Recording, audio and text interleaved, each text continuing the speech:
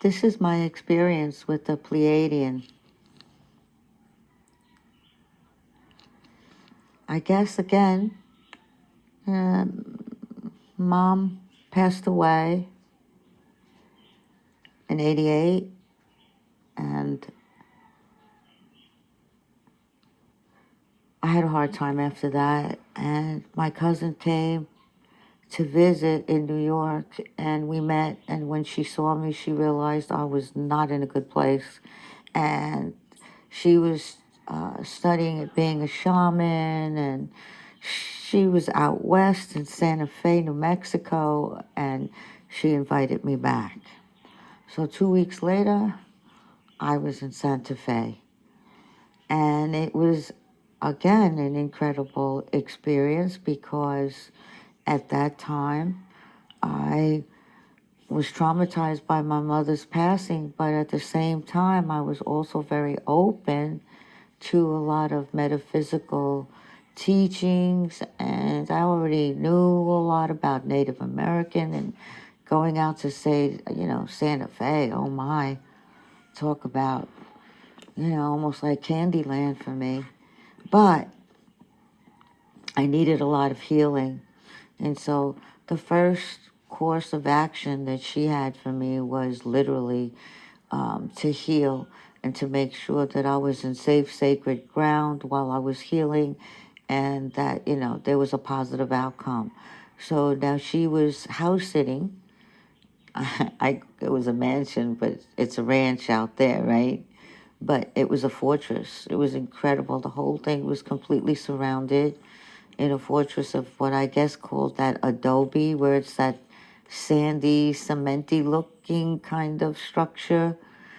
Fireplaces, the adobe fireplaces inside, and the woman was extremely wealthy and traveled the world, and so she had a lot of artifacts and statues from Egypt and India and, Indonesia, Cambodia, all over the place. And so, going through there was like going through a museum, and staying there, she wasn't there at the time, was like almost creepy because it was like a museum and a mausoleum all in one, if you understand what I'm saying.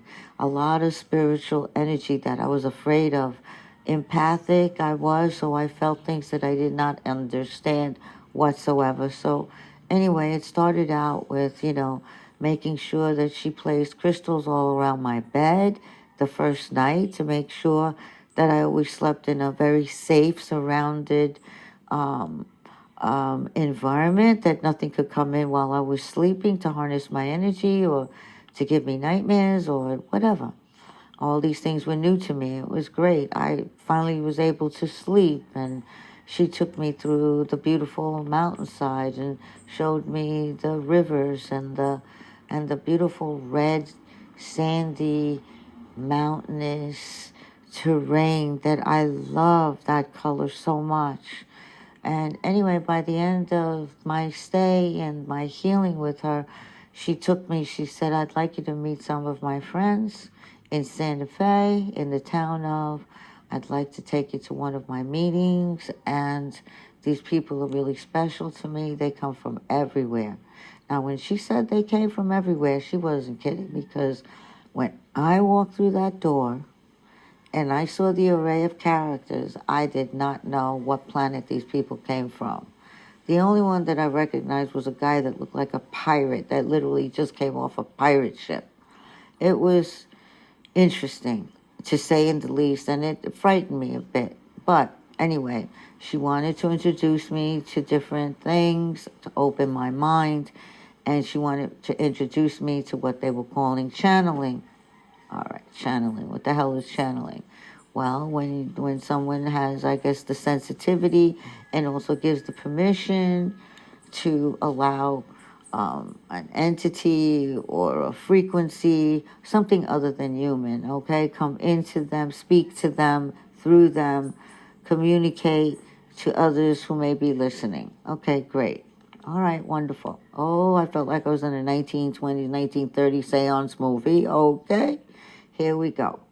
Well, they dimmed the lights, and the lights are on this man who now is transforming into an old woman. The posture changes, the hands change, the face expression changes, everything. I was looking at a man, now I feel that there is the presence of this really old woman. And then it starts to speak, and it sounds like an old woman. It freaked me out. I was like extremely skeptical. I just said, what is it, a ventriloquist or something? Or what is going on here? Anyway, this person, this beautiful old woman was explaining about the traumas that we go through, and she explained about the auric system that we have around us, our aura, and that's like a bubble, a protective bubble that we have, and when we're children and we have traumatic experiences like maybe abuse or, being beaten or whatever it may be, whatever it is to rock your poor little world when you just don't understand what the hell's going on.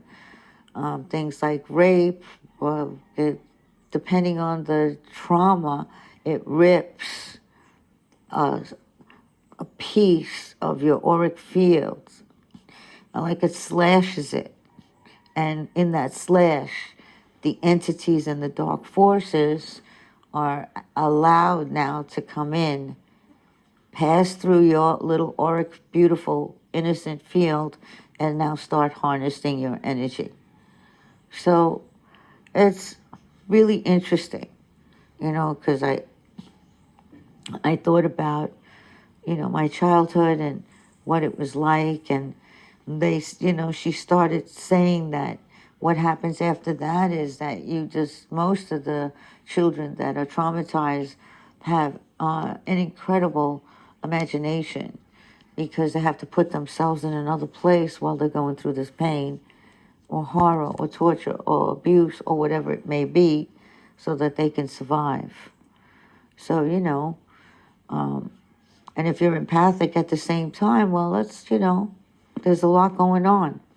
But anyway, it did help to explain to me why I felt the way I felt when I was a child, and why I had all these friends around me, and I had all these great imaginary, adventures with them and everything else, because they were part of me, because I was alone and I was afraid, and I was always trying to find a safe place in a closet where I could use my imagination and be with my so-called friends wherever I wanted to be. But anyway, that brought back all those childhood memories, and it was like,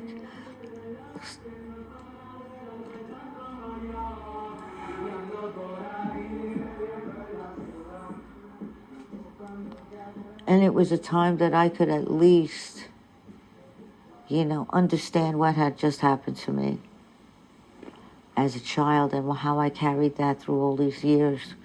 So now I had a new tool to heal, and the tool was understanding.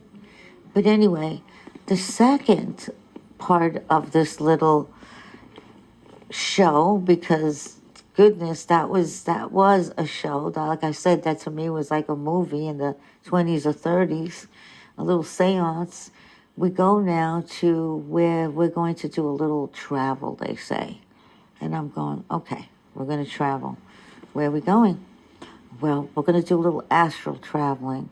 And that means that we're going to stay here on Earth, but we're going to go somewhere else. And I'm going, okay, where are we going?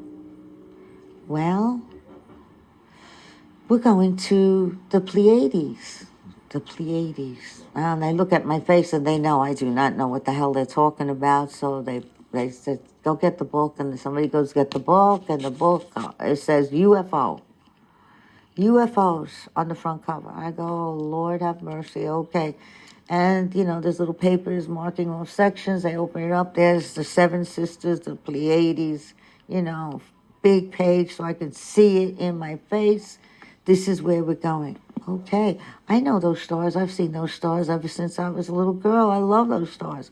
I'm sure you do. You probably have a connection with the Pleiadians. Oh, the Pleiadians. Okay. All right. I don't know about the Pleiadians, but okay, great. Wonderful. All right. How are we getting there?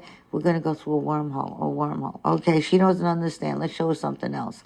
All right. So they show me another page, and it's like a, the circle, and it goes on forever, and it's shades of blue, and beautiful. Okay.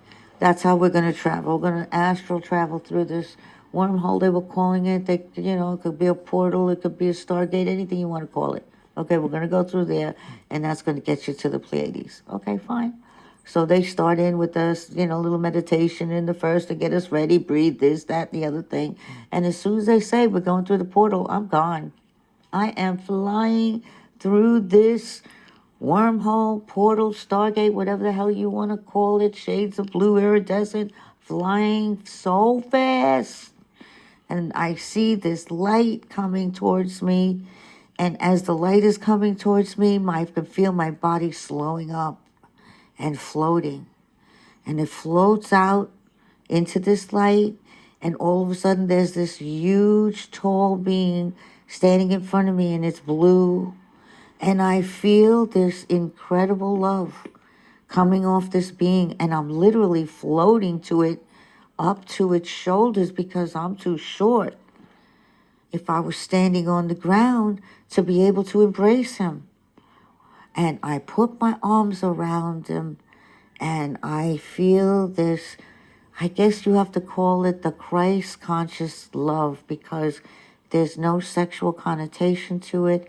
It's just this incredible feeling of peacefulness and what I would think they call unconditional love running through your whole body, your veins, your being, your everything.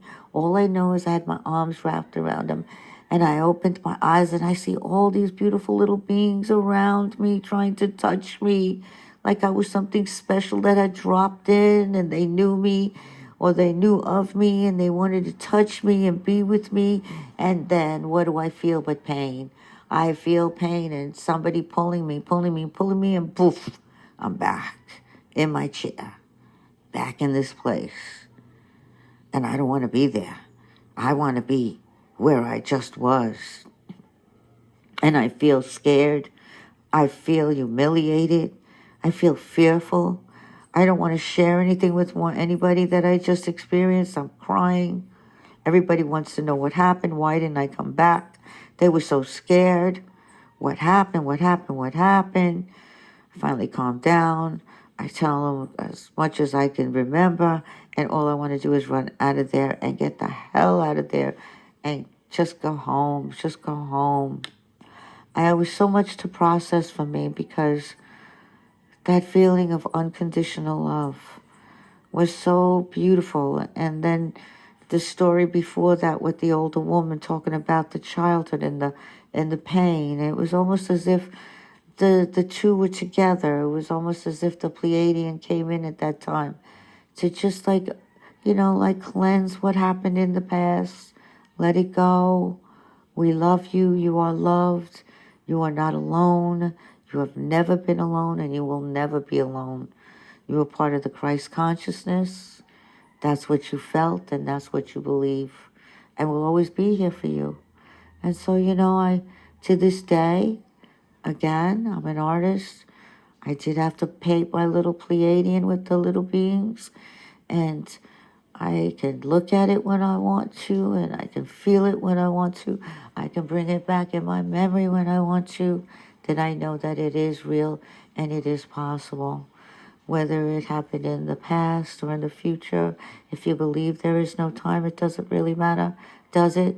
All they want me to know is to live in the present moment of the now, understanding that there really is true unconditional love. And with that, I say, what a blessing. Thank you.